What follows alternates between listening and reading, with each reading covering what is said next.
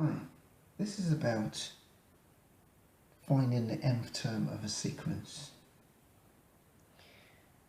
Our first method that we've learned will probably be based on relying on the previous term in order to calculate the next term.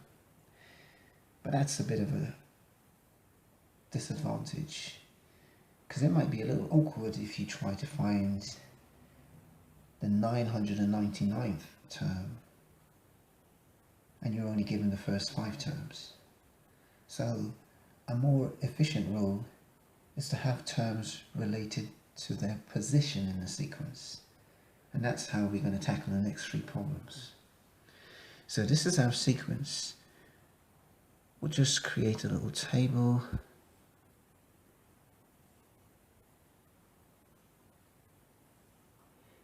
So we'll have their position 1, 2, 3, 4, and 5. And we have 3, 5, 7, 9, 11. We need to find a relationship between the position of a term and the term itself. And if we look at a pattern here, we can see 1 times 2 add 1 is equal to 3, and 2 times 2 add 1 is equal to 5, and so on. So this will continue, and we can see a pattern emerging. Now what are we seeing? We're seeing that we're multiplying the position by 2 in each case. In this case here, again, we multiply the position by 2, and that's consistent. We're always doubling the position and then adding 1. Now, n we have as representing the positions. So we have a formula for the nth term would be 2, we're at 2 times the position, 2 times n, and we add 1 to that. So the nth term, let's just rewrite that. Nth term is 2n add 1.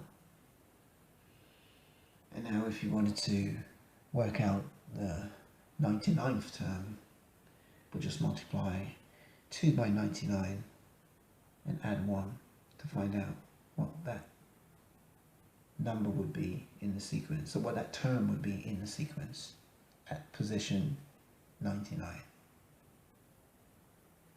Here's another sequence. Looks less familiar. And again, we'll create a table. So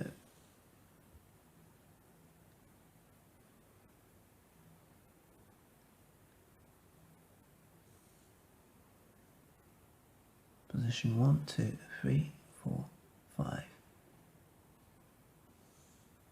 And this is designated by n. The positions are n.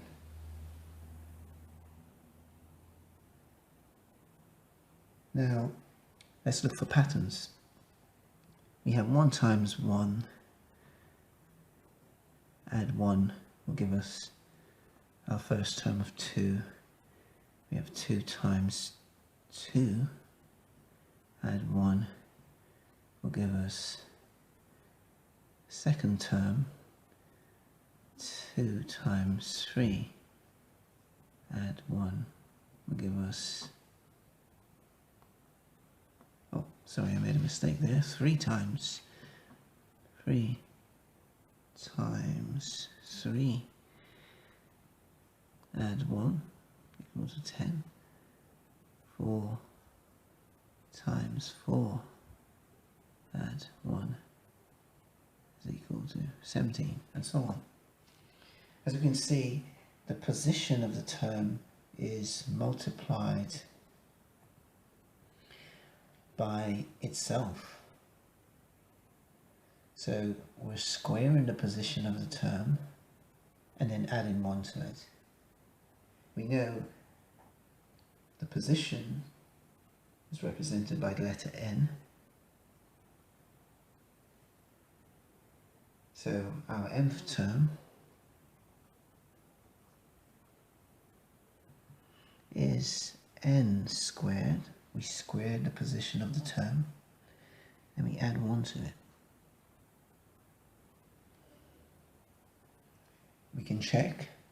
For 5 we have 5 squared is 25, add 1 gives us 26, so that works. Here's our next sequence. It looks rather strange, but again we'll create a table.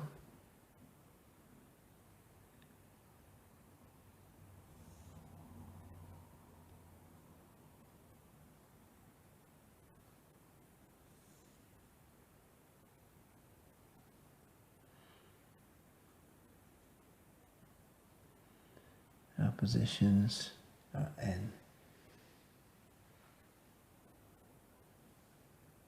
Now,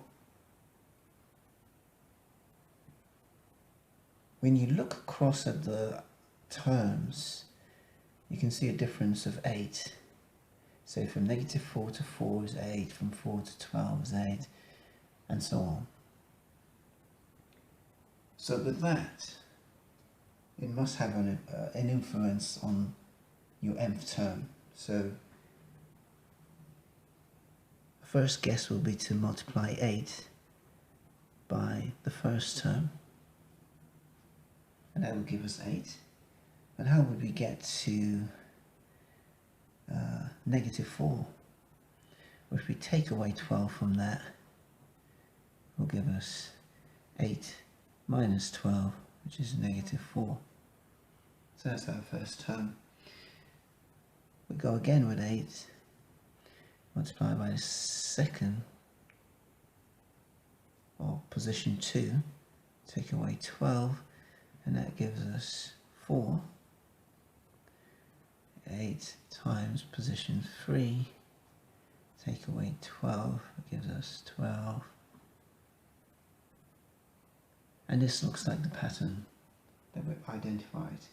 So we've multiplied 8 by the position, so the nth term here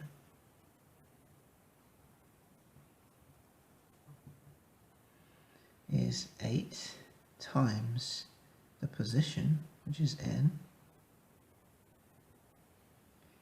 and then we subtracted 12, or added -12 to it.